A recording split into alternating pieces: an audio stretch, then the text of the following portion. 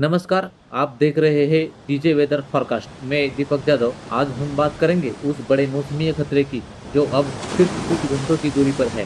जी हाँ, साइक्लोन मोंथा अब पूरी तरह से गंभीर चक्रवाती तूफान का रूप ले चुका है और आज रात आंध्र प्रदेश के काकीनाडा के तटीय इलाकों पर लैंडफॉल करने वाला है। बंगाल की खाड़ी पर बना यह सिस्टम अब पश्चिम उत्तर दिशा की ओर तेजी से बढ़ रहा है। वेदर मॉडल ये इंडिकेशन कर रहे हैं कि आने वाले कुछ घंटों में बेहद महत्वपूर्ण होंगे। भारतीय मौसम विभाग की ताज़ा जानकारी के मुताबिक मोंथा फिलहाल पश्चिम बंगाल की खाड़ी में सक्रिय है और लगातार उत्तर पश्चिम दिशा की ओर बढ़ रहा है। इस समय तूफान की हवा गस्टिंग में 100 से 110 किमी घंटा दर्ज की गई है, जो लैंडफॉल के समय बढ़कर 120 किमी घंटा तक पहुंच सकती है। हमारे स्टडी के मुताबिक ये तूफान आज देर रात से लेकर आधी रात के बीच आंध्र प्रदेश के बावला और कलिंगपट्टनम के बीच किसी क्षेत्र में तट से टकरा सकता है।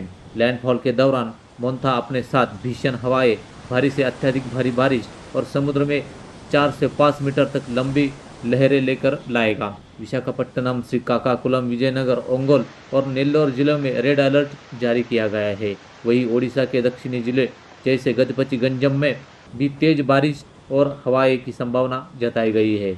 राज्य सरकार ने सभी जिला प्रशासन को हाई अलर्ट पर रखा है। एनडीआरएफ और एसडीआरएफ की टीमें प्रभावित इलाकों में पहले से ही तैनात कर दी गई है। मछुआरों को सख्त हिदायत दी गई है कि वे किसी भी सूरत में समुद्र में न जाए। समुद्र तटों पर पुलिस की गश्त बढ़ा दी गई है। तटीय गांवों के लोगों को सुरक्षित स्थानों पर शिफ्ट किया जा रहा है। विजाग बंदरगाहों पर जहाज़ों की आवाजाही भी रोक दी गई है ताकि किसी प्रकार की दुर्घटना से बचा जा सके। मौसम विभाग ने बताया है कि आज रात से लेकर कल दोपहर तक आंध्र प्रदेश के तटीय जिलों में भारी से अति भारी बारिश होने की पूरी संभावना है।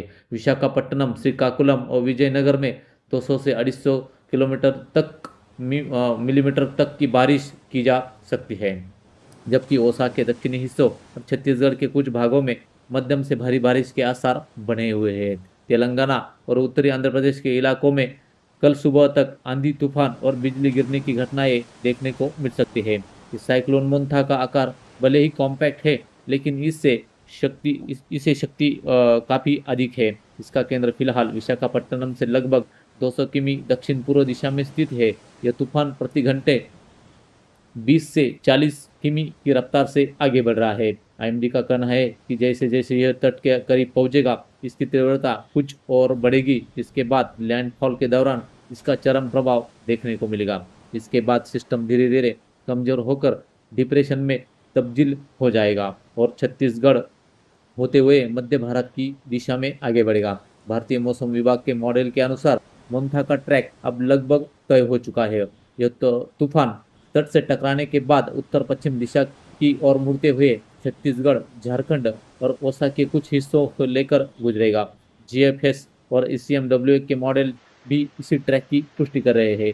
इन मॉडल के अनुसार मोंथा का असर अगले 2 से 3 दिन तक भारत के भीतरी हिस्सों में भी बारिश के रूप में बना रहेगा। लैंडफॉल के बाद अगले 24 से 36 घंटे तक पूर्वी मध्य भारत के कई इलाकों में भारी बारिश, बिजली गिरने की और तेज हवाओं का दौर जारी रहेगा। छत्तीसगढ़, ओसा, झारखंड और पूर्वी मध्य प्रदेश में मोंथा का असर स्पष्ट रूप से महसूस किया जाएगा। इसके बाद सिस्टम धीरे धीरे कमजोर पड़ता हुआ पूर्व उत्तर प्रदेश और बिहार की ओर बढ़ेगा। इस सीजन में मोंथा अब तक का सबसे शक्तिशाली साइक्लोन बन चुका है।